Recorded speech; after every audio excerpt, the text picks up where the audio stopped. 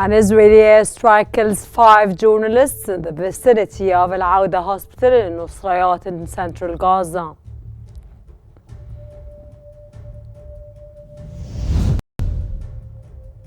Israel's National Security Minister Itamar Ben-Gvir forces his way into the Al-Aqsa mosque complex in occupied East Jerusalem.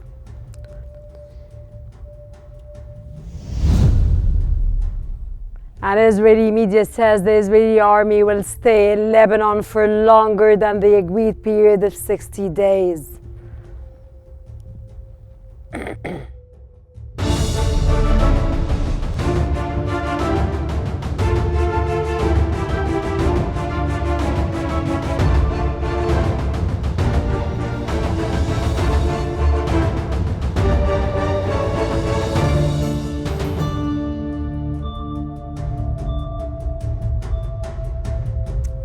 It's 4 p.m. local time, and you're watching Qnews. We begin today's bulletin with the latest developments in Gaza.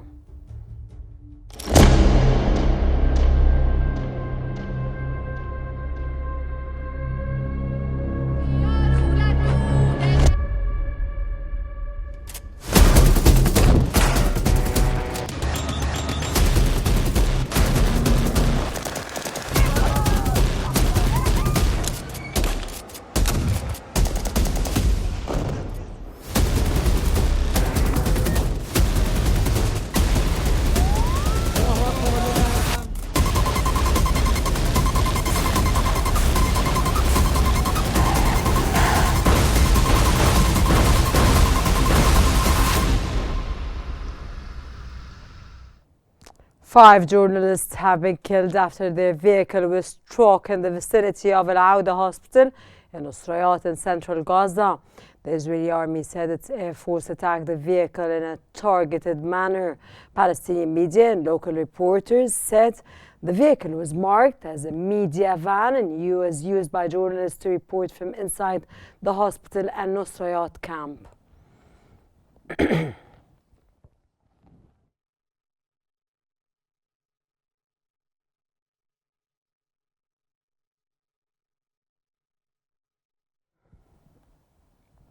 Two ambulance crew members have been killed in an Israeli bombing in the vicinity of Kamal Adwan Hospital in the northern Gaza Strip. The Kamal Adwan Hospital has been rendered non-operational following weeks of nearly daily Israeli strikes. Israeli forces have previously killed the director of the hospital's ICU, Dr. Ahmed Al-Khalout, and wounded dozens of medical staff in an attack on a near facility.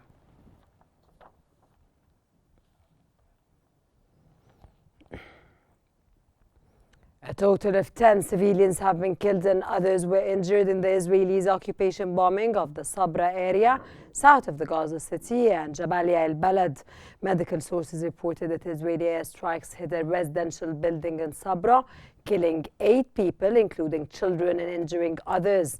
In Jabalia al-Balad, a bombing of a Radwan family home killed 2. And Israeli artillery also resumed bombings areas east of Al-Masdar village and near Al-Maghazi camp.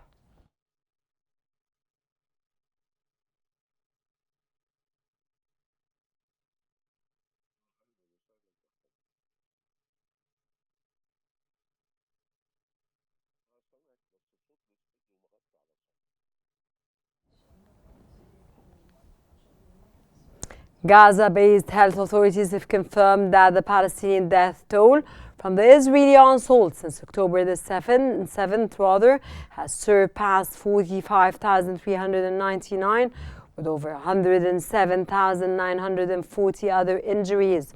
They added that Israeli occupation forces committed 3 massacres against families in the Gaza Strip over the past 24 hours, resulting in the killing of at least 38 Palestinians and the injury of 137 others.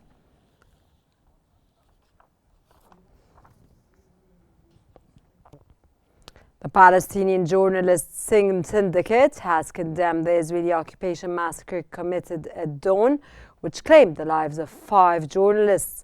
The syndicate stated that this crime is part of the ongoing Israeli attacks on Palestinian journalists, which aim to obscure the truth and suppress freedom of expression. It also noted that over 190 journalists and media workers have been killed since the start of Israel's aggression on Gaza, highlighting the systematic targeting of Palestinian journalists.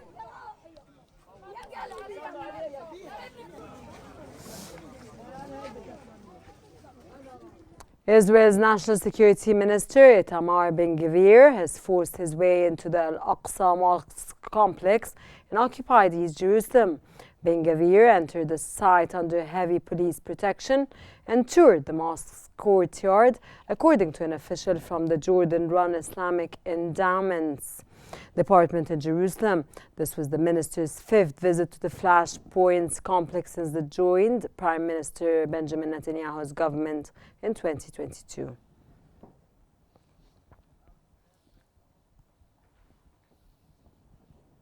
The Palestinian presidency spokesman has warned against tampering with the historical and legal status of Al-Aqsa Mosque after Itamar Ben-Gvir stormed the historic site this morning. The spokesman condemned the aggressive practices on Al-Aqsa Mosque, calling them a clear violation of its historical and legal status, as well as international law. He also urged the U.S. administration to intervene, stop these attacks, and prevent further violence and instability in the region.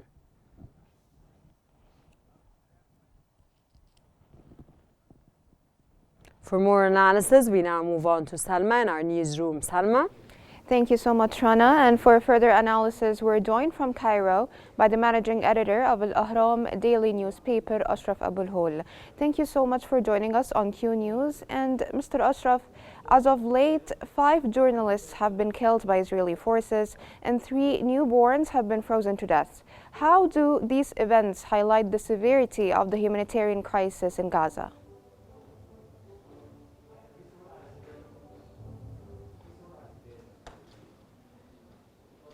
يعني بالتأكيد قاصد الخمسة الصحفيين يصل عدد الضحايا من الصحفيين منذ بدء العدوان. Ever since the start of the aggression, more than 200 journalists were killed. And this is a major crime that Israel needs to be held accountable for. This is an unprecedented incident, in fact.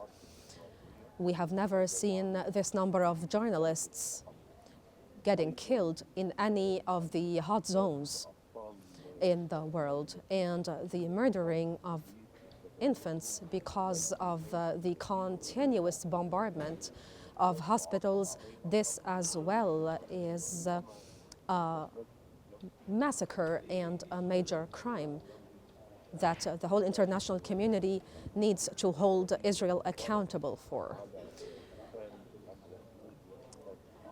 Israel as well keeps on perpetuating its arbitrary practices represented by them blocking the access of medicinal and pharmaceutical drugs and different categories of humanitarian aid into hospitals and into the Gaza Strip at large.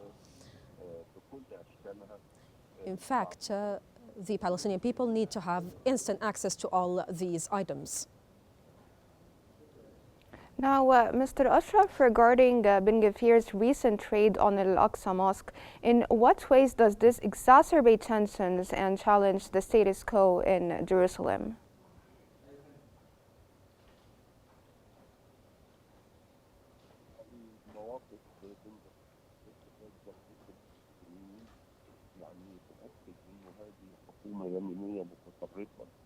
Practices, in fact, attest to this government being a right extremist one. The right extremist wing keeps on launching statements that are hawkish and that revolve around the Israeli attempt to change the status quo in not just Palestine, but the entire region. And so the international community needs to advance its efforts in order to halt the Israeli violence in Palestine. The ICC and its rulings in fact attest to Netanyahu being a war criminal, and the international community needs to advance the execution of these rulings. Now, looking ahead, what are the long-term humanitarian implications of the ongoing crisis in Gaza, particularly for vulnerable populations?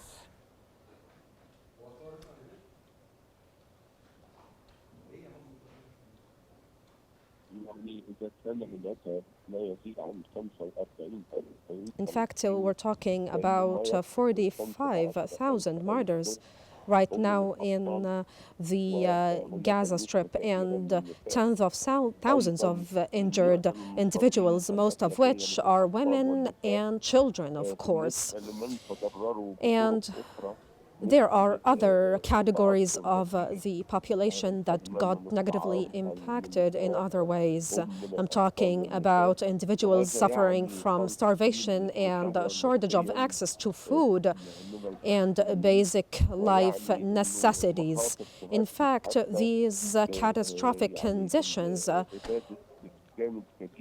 are actually conditions that perpetuate the genocidal practices of the Israeli occupation forces practiced against the innocent civilians in the Gaza Strip. Now, lastly, Mr. Ashraf, how do you interpret the continued Israeli aggression in Gaza and the West Bank at the same timing of this round of the ceasefire talks? And how is this shaping the political and security landscape in the region?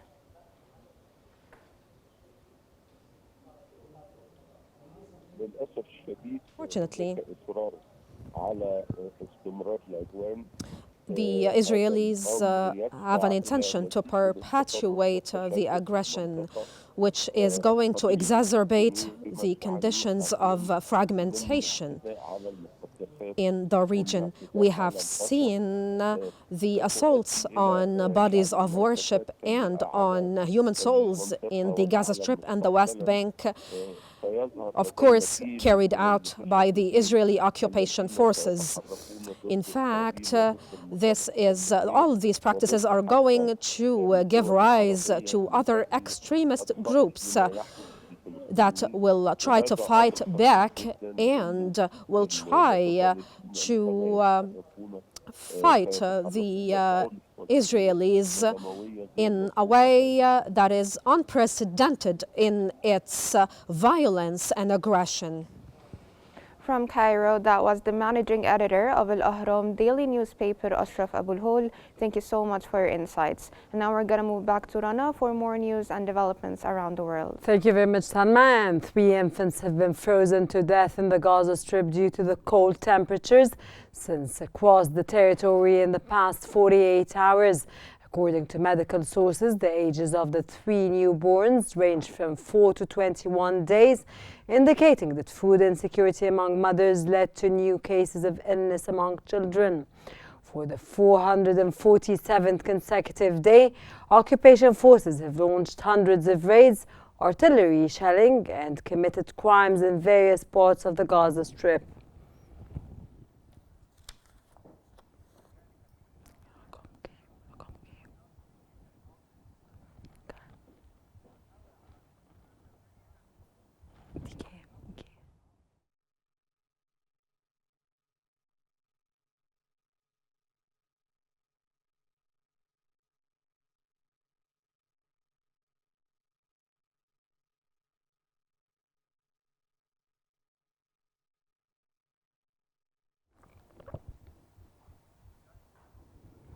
Just in, media reports Israel has 7 airstrikes on Sana'a, 3 in Al-Hudaydiyah.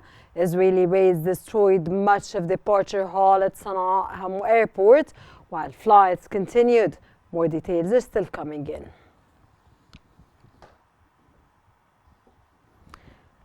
Director of Al Ahli Arab Hospital in Gaza has said that the hospital is experiencing a significant surge of wounded people due to the escalation in Gaza City and the northern governorates, especially in southern and northern Jabalia.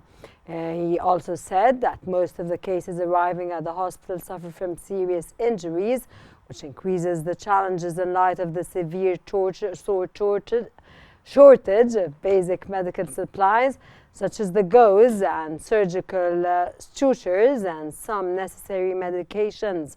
He pointed out that blood donation, despite the ongoing appeals, faces difficulties due to the spread of anemia and malnutrition among citizens.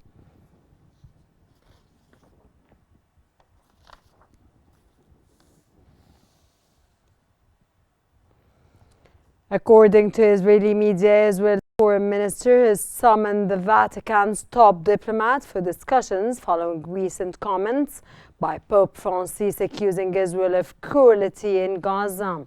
The summons, which took place on Tuesday, was described as an expression of Israel's disappointment rather than a formal rebuke. Pope Francis has repeatedly criticized Israel, especially over the killing of Palestinian children.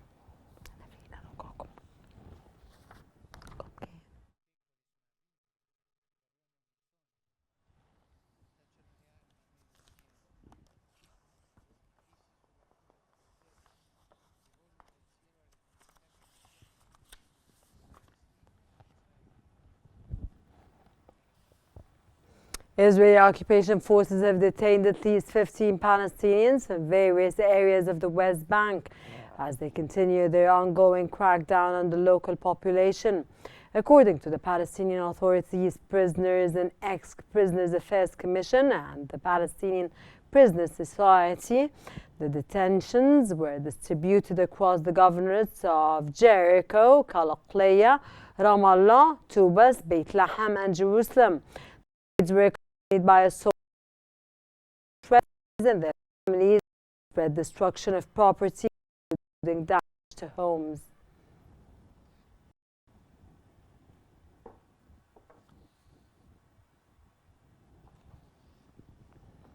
The Israeli Knesset has approved a draft granting the Director General of the Ministry of Education the authority to deny teaching licenses to holders of degrees from Palestinian academic institutions. The draft received a majority of 40 votes against 9 opponents. The proposed law states that teachers in East Jerusalem who studied at Palestinian universities must complete their studies at Israeli institutions to continue working. Those who obtained their degrees or completed most of their studies before the law takes effect will be exempted.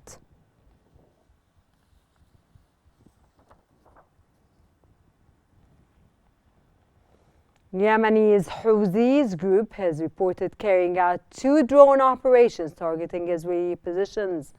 In a televised statement, the group's military spokesman said the first operation targeted a sensitive and vital target in Tel Aviv. He added that the second drone targeted a military industrial area of Ashkelon in southern Israel.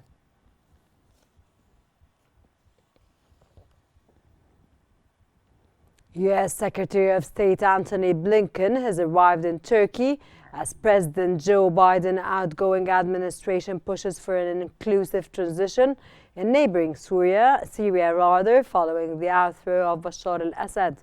Before landing in Turkey, Blinken visited Jordan and met with King Abdullah. He is also expected to meet with President Erdogan of Turkey. Blinken is in the region to seek support and establish a unified approach for principles that Washington hopes will guide the political transition in Syria.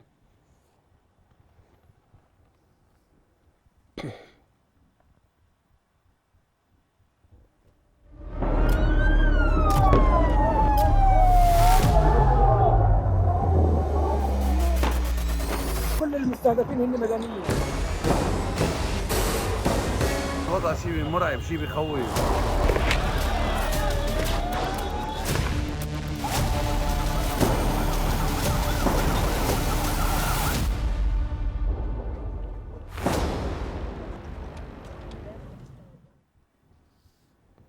Israeli media says that the Israeli army will stay in Lebanon for longer than the agreed period of 60 days. The Israeli media reported that Israeli troops would stay in southern Lebanon if the Lebanese army fails to achieve full control of the area. The Lebanese army has stated that Israel continues to violate the ceasefire agreement. The Lebanese army said in a statement that the Israeli forces penetrated several points in the areas of Tara, Al-Aqsa and Wadi al-Hajar in the south of the country. The statement added that the Lebanese forces are strengthening their deployment in these areas and are monitoring the situation in coordination with the United Nations Interim Force in Lebanon, the UNIFIL, and the 5-member committee supervising the ceasefire agreement.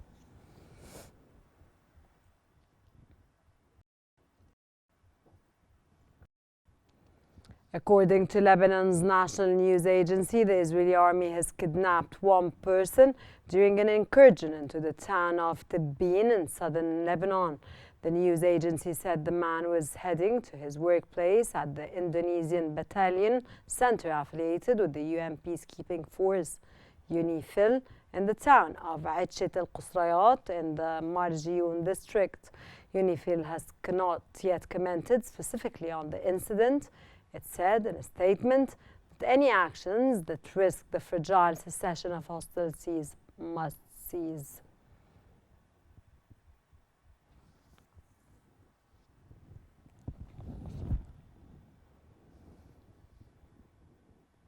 The United Nations peacekeeping force in Lebanon, UNIFIL, has called for a timely Israeli withdrawal from southern Lebanon, citing what is described as Israeli violations of a 27 November ceasefire agreement with Hezbollah. Israel and Hezbollah agreed to a 60-day ceasefire, which includes a phased Israeli military withdrawal after more than a year of war, in line with the 2006 UN Security Council resolution that ended their last major conflict. Under the terms of its truce with Hezbollah, Israeli forces have up to 60 days to withdraw from southern Lebanon, but neither side is permitted to launch offensive operations during this period.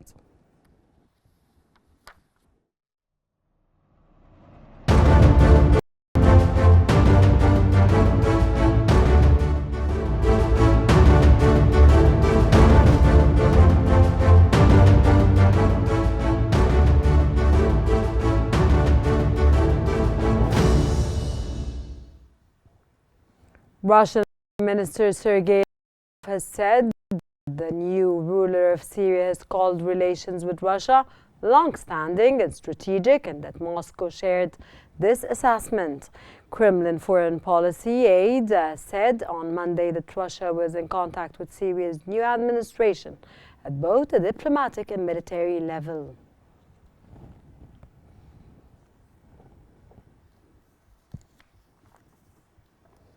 Damascus residents have called for unity after unrest in Tartus and Homs and an attack on police officers which left multiple dead and injured. According to the transitional administration, 14 Syrian police officers have been killed in an ambush in Tartus countryside. This comes amid widespread unrest, including demonstrations and an overnight curfew, marking the most significant unrest since Bashar al-Assad's removal over 2 weeks ago.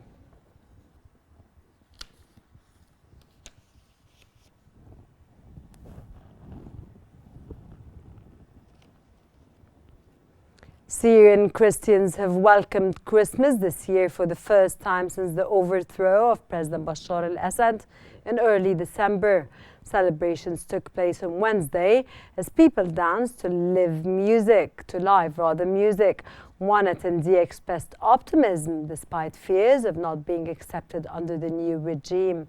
De facto ruler Ahmed al-Shara has told Christians and other groups that they will be safe in a Syria run by the HTS.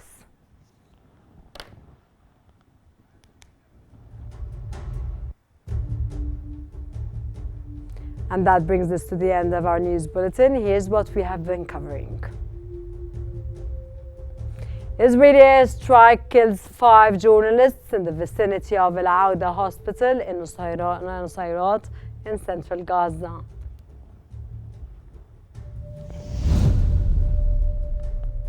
And Israel's National Security Minister Itamar Ben-Gvir forces his way into the Al-Aqsa mosque complex in occupied East Jerusalem.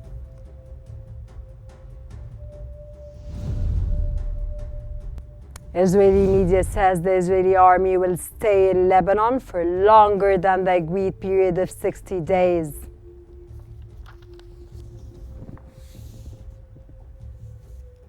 This concludes our news bulletin for this hour. Don't forget to follow Qnews on YouTube, Facebook, X, Instagram, and TikTok at Qnews EG to stay informed. Thank you for watching and stay tuned for more updates on Qnews.